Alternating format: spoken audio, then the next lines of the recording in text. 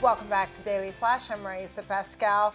Binge drinking could be curbed with a $1 pill taken just an hour before nights out. But it literally takes the fun out of alcohol. A new study suggests a cheap drug used to help wean opioid abusers off drugs could also tackle the country's spiraling binge drinking problem.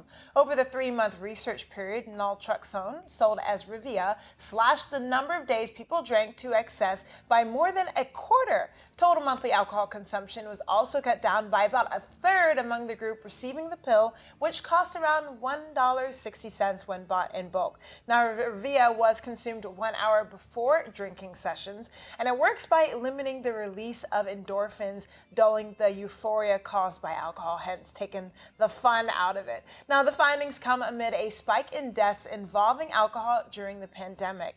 Alcohol-related deaths jumped more than 25% between 2019 and 2020. This year-over-year increase is a massive departure from the norm, which hovered around 2 to 3% average annual percentage. So, I mean, this is good news. Some people will not appreciate this. The ones who do want to, they drink because they want to feel something. Otherwise, Some people call it liquid courage. Liquid courage. Gives you a little bit of added confidence, but for those who struggle with alcohol addiction, it's definitely an option for them. And I think that the pandemic, when everybody was kind of locked up behind closed doors, the forgotten group were the folks who were addicts who said, I can't even get to a meeting. I need to get out. I need to, so they're stuck at home isolated. And part of a problem, which you brought up in the story, is the isolation fed into that. Right. It's nice to see that there's so much inclusivity happening these days with trying to help people who maybe are suffer from those things.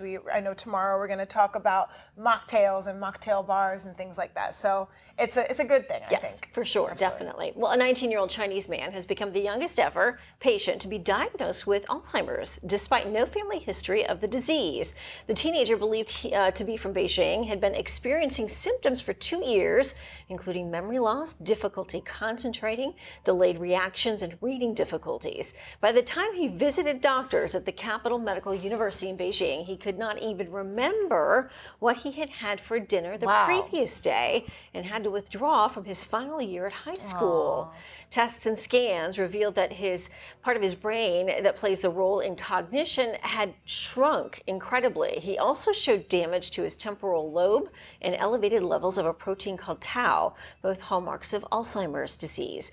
Doctors who published the case report last month were puzzled when they found he had no family history or the genetic mutation usually found in very young Alzheimer's patients. They said this is the youngest case ever reported to meet the diagnostic criteria for probable Alzheimer's disease without recognized genetic mutations. Alzheimer's typically afflicts people 65 and older. Diagnoses before age 65 make up just 5 to 10% of all cases. Previously, the youngest person to be diagnosed with Alzheimer's was 21 years old and did have a genetic mutation in their makeup. That's incredibly sad. Just thinking you're high school, your senior year, and you're at that point, you can't even remember what you had for dinner. And this is also timely with the Bruce Willis's recent news, which is also very, very sad. I know dementia, Alzheimer's are different, but it's sad. This is a disease that just takes away your loved one, robs them of their personality, who they are.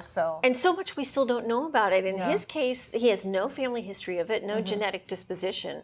Right. Yeah. It just kind of leads you to wonder what could happen as far as more younger people, which we hope that isn't the case. Because you do have to wonder, is it something environmental, or is it in our diet? Right. Is it what is something? Right. Because maybe it's a combination of those things. Part of genetics, part of environmental. Yeah. Well, hopefully research will help him and he can go on to live a better life. So we'll be back with more Daily Flash. Don't go anywhere.